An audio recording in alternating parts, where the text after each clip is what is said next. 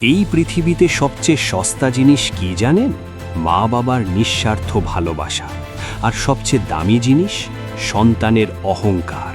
একজন বাবা নিজের গায়ের রক্ত পানি করে নিজের ছেঁড়া শার্ট গায়ে দিয়ে সন্তানের জন্য রাজপ্রাসাদ তৈরি করেন, কিন্তু সন্তান যখন সেই প্রাসাদের রাজা হয় তখন তার কাছে সেই পুরনো শার্ট পরা জন্মদাত্রী বাবাকেই সবচেয়ে বড় মান সম্মানের কাঁটা মনে হয়।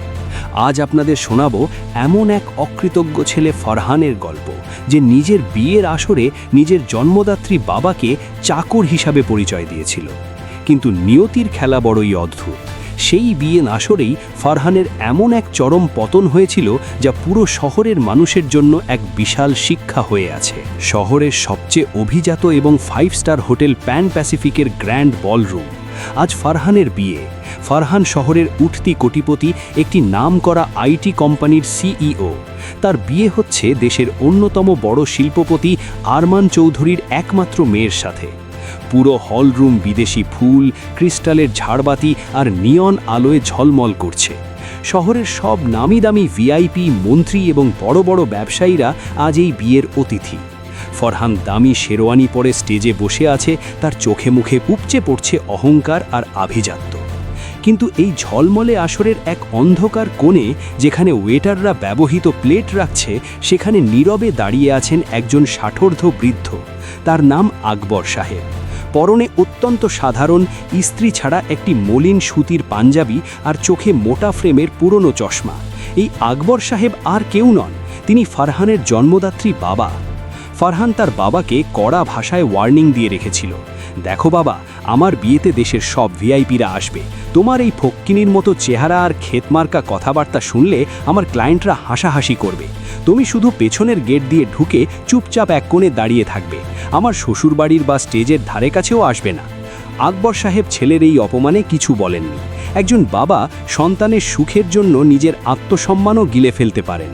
তিনি দূর থেকে চোখের জল মুছতে মুছতে নিজের নারী ছেঁড়া ধনের রাজকীয় বিয়ে দেখছিলেন।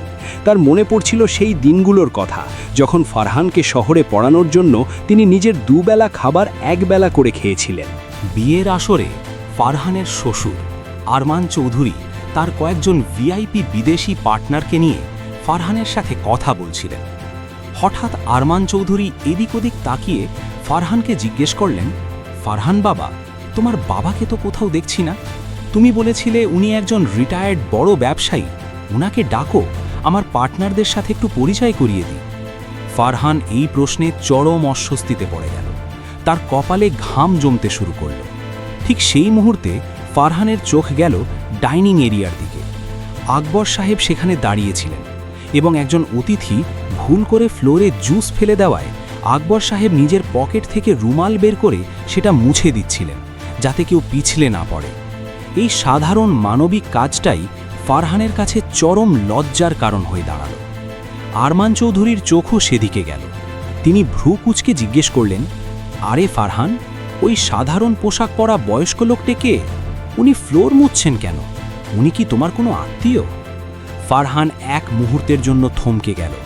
নিজের জন্মদাত্রী বাবাকে ভিআইপিদের সামনে পরিচয় দিতে তার বুকটা যেন লজ্জায় কুঁকড়ে গেল। সে মিথ্যার আশ্রয় নিল। ফরহান তাচ্ছিল্যের হাসি হেসে বলল, আরে না না আঙ্কেল, উনি কোনো আত্মীয় হতে যাবেন কেন? ওই বৃদ্ধ লোকটা হলো আমাদের গ্রামের বাড়ির বহু পুরনো এক চাকর।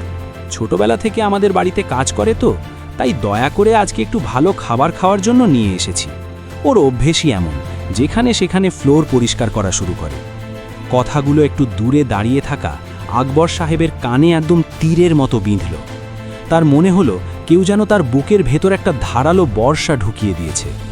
যে সন্তানের জন্য তিনি নিজের পৈতৃক ভিটে মাটি বিক্রি করেছেন, সেই সন্তান আজ তাকে চাকর বলছে। আকবর সাহেবের দু চোখ বেয়ে অঝরে জল নামতে লাগল, কিন্তু তিনি কোনো প্রতিবাদ করলেন না। কারণ তিনি জানতেন, তিনি প্রতিবাদ করলে আজ তার ছেলের বিয়ে ভেঙে যাবে। একজন বাবা কত অসহায় হতে পারেন, তা আজ আকবর সাহেব প্রমাণ করে দিলেন। রাত তখন 10টা। বিয়ের আসরে প্রধান অতিথির আসার সময় হয়ে গেছে। এই প্রধান অতিথি আর কেউ নন, তিনি হলেন দেশের সবচেয়ে বড় শিল্পগোষ্ঠীর মালিক এবং ফরহানের কোম্পানির প্রধান ইনভেস্টর জনাব রফিক শিকদার। রফিক শিকদার ফারহানের কোম্পানিতে 10 কোটি টাকা ইনভেস্ট করেছিলেন, যার জোরেই ফারহান আজ এত বড় সিইও। রফিক শিকদার তার ডজনখানেক বডিগার্ড নিয়ে যখন হলরুমে প্রবেশ করলেন, পুরো হলরুম পিনপতন নীরব হয়ে গেল। ফারহান দৌড়ে গিয়ে একদম মাথা নত করে তাকে স্বাগত জানালো। ফারহান বলল, ওয়েলকাম স্যার, আপনার আগমনে আমার বিয়ের আসর আজ ধন্য হয়ে গেছে। প্লিজ স্যার, স্টেজের দিকে আসুন। কিন্তু রফিক শিকদার ফারহানের দিকে তাকালেনও না। তার তীক্ষ্ণ দৃষ্টি পুরো হলরুম খুঁজছিল কাউকে একজন। হঠাৎ পেছনের অন্ধকার কোণে দাঁড়িয়ে থাকা সেই মলিন পাঞ্জাবি পরা বৃদ্ধের দিকে তার নজর পড়ল। রফিক শিকদার ভিআইপিদের ভিড় ঠেলে ফারহানকে পেছনে ফেলে হনহন করে সেই কোণের দিকে এগিয়ে গেলেন। সবাই অবাক হয়ে দেখছে দেশের সবচেয়ে বড় বিলিয়নিয়ার একজন সাধারণ বয়স্ক চাকরের দিকে কেন এগিয়ে যাচ্ছেন। রফিক শিকদার সোজা আকবর সাহেবের সামনে গিয়ে দাঁড়ালেন। তারপর যা ঘটল তা দেখে পুরো হলরুমের মানুষের চোখ কপালে উঠে গেল। রফিক শিকদার 2 হাত দিয়ে আকবর সাহেবের পা ছুঁয়ে সালাম করলেন এবং বুকে জড়িয়ে ধরে অঝরে কাঁদতে লাগলেন। রফিক শিকদার কান্না জড়িত কণ্ঠে বললেন, আকবর ভাই, আপনি এখানে এই পেছনের অন্ধকারে কেন দাঁড়িয়ে আছেন? আপনি জানেন আমি আপনাকে কত খুঁজছি। ফারহান দৌড়ে সেখানে আসলো। তার গলা শুকিয়ে কাঠ হয়ে গেছে। ফারহান বলল, স্যার আপনি কি করছেন? ওর পা ধরছেন কেন?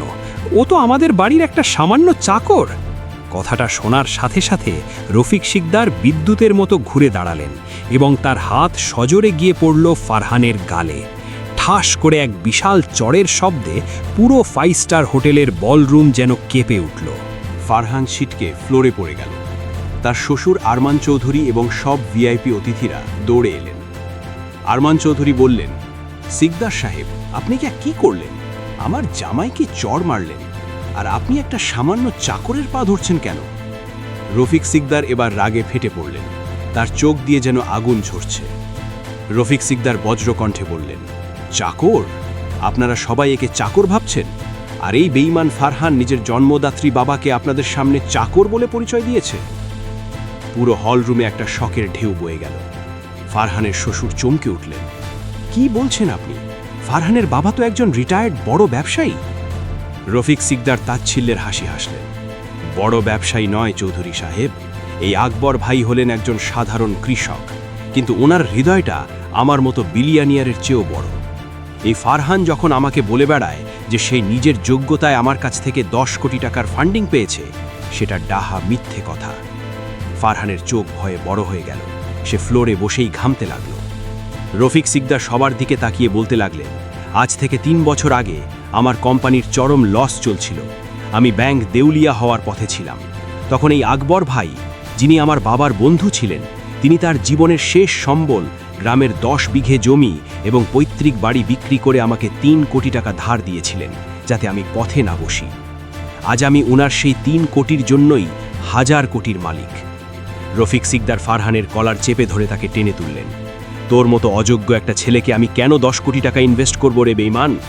আকবর ভাই আমার কাছে এসে হাত জোর করে কেঁদে বলেছিলেন, রফিক, আমার ছেলেটা সিইও হতে চায়, তুমি আমার জমানো টাকাগুলো ওকে ইনভেস্টমেন্ট হিসেবে দাও, কিন্তু ওকে ভুলেও বলো না যে এই টাকা আমি দিয়েছি, তাহলে ওর ইগোতে লাগবে, ও হয়তো টাকাটা নেবে না। আমি ওনার কথায় তোকে সেই ফান্ডিং দিয়েছিলাম। তোর কোম্পানির আসল মালিক তুই নোস। তোর কোম্পানির আসল মালিক তোর এই জন্মদাত্রী বাবা, যাকে তুই আজ চাকর বলছিস। এই নির্মম সত্যটা জানার পর ফারহানের পায়ের নিচ থেকে পুরো পৃথিবীটা সরে গেল। সে বুঝতে পারল তার অহংকার, তার আভিজাত্য, তার সিইও পদ সবকিছুই তার বাবার ঘাম আর ত্যাগের টাকায় কেনা একটা সস্তা মুখোশ মাত্র। আরমান চৌধুরীর রাগে কাঁপতে কাঁপতে এগিয়ে এলেন। তিনি ফারহানের মুখ থেকে বিয়ের পাগড়িটা টেনে খুলে ফ্লোরে ছড়ে মারলেন। আরমান চৌধুরী বললেন, যে জানোয়ার নিজের জন্মদাত্রী বাবাকে নিজের বিয়ের আসরে চাকর বলতে পারে, সে আর যাই হোক কোনো মানুষের পর্যায়ে পড়ে না। এমন বেঈমান ছেলের সাথে আমি আমার মেয়ের বিয়ে দেব না। বিয়ে এখানেই ক্যান্সেল। ফারহান হাউমাউ করে কাঁদতে কাঁদতে আরমান চৌধুরীর পা জড়িয়ে ধরল। আঙ্কেল, প্লিজ আমাকে ক্ষমা করে দিন, আমার ইজ্জত মাটিতে মিশে যাবে। কিন্তু আরমান চৌধুরী তাকে লাথি মেরে সরিয়ে দিলেন এবং তার মেয়েকে নিয়ে তৎক্ষণাৎ হলরুম থেকে বেরিয়ে গেলেন। রফিক সিকদার ফারহানের দিকে ঘৃণার দৃষ্টিতে তাকিয়ে বললেন, আগামীকাল সকালের মধ্যে আমার ইনভেস্ট করা 10 কোটি টাকা উইথড্র করা হবে। তোর আইটি কোম্পানি কাল বিকেলের মধ্যেই নিলামে উঠবে। তোর মতো বেঈমানকে রাস্তায় বাটি হাতে ভিক্ষা করানোই আমার এখনকার একমাত্র কাজ। ফারহান এবার দৌড়ে গিয়ে তার বাবার অর্থাৎ আকবর সাহেবের পা জড়িয়ে ধরে ডুকরে কেঁদে উঠল। বাবা, আমাকে মাফ করে দাও বাবা, আমি টাকার অহংকারে অন্ধ হয়ে গিয়েছিলাম, আমাকে তুমি বাঁচাও বাবা। আকবর সাহেব খুব শান্তভাবে কোনো রাগ বা ক্ষোভ ছাড়া নিজের পা ছাড়িয়ে নিলেন। তার চোখে তখন আর কোনো জল নেই, আছে এক অদ্ভুত শূন্যতা। আকবর সাহেব ধীর ও ভারী কণ্ঠে বললেন, যে চাকর আজ ফ্লোর মুছছিল ফারহান, তার কাছে তোকে বাঁচানোর মতো আর কোনো ক্ষমতা নেই। তুই তো নিজের বাবাকে আজ এই আসরেই গলা টিপে মেরে ফেলেছিস। এখন যে তোর সামনে দাঁড়িয়ে আছে সে কেবলই একজন চাকর, যে তোর বিয়ের উচ্ছিষ্ট পরিষ্কার করতে এসেছিল। এই কথা বলে আকবর সাহেব কারো দিকে না তাকিয়ে মাথা উঁচু করে সেই বিলাসবহুল 5 স্টার হোটেলের হল রুম থেকে চিরতরে বেরিয়ে গেলেন। রফিক সিকদারও তার বডিগার্ডদের নিয়ে বেরিয়ে গেলেন। হলরুমের সব আলো নিভিয়ে দেওয়া হলো। কোটিপতি ফারহান এখন অন্ধকার হলরুমের ফ্লোরে পড়ে একা একা হাউমাউ করে কাঁদছে। তার স্ত্রী নেই, তার কোম্পানি নেই, তার টাকা নেই, এবং সবচেয়ে বড় কথা, তার জন্মদাত্রী বাবাও আজ তার কাছে নেই। তার দম্ভ আজ মাটিতে মিশে ছাই হয়ে গেছে। বন্ধুরা, ফারহানের এই পতন আমাদের চোখে আঙুল দিয়ে দেখিয়ে দেয় যে মা বাবাকে অপমান করে এই দুনিয়ায় কেউ কোনোদিন বড় হতে পারেনি আর ভবিষ্যতেও পারবে না।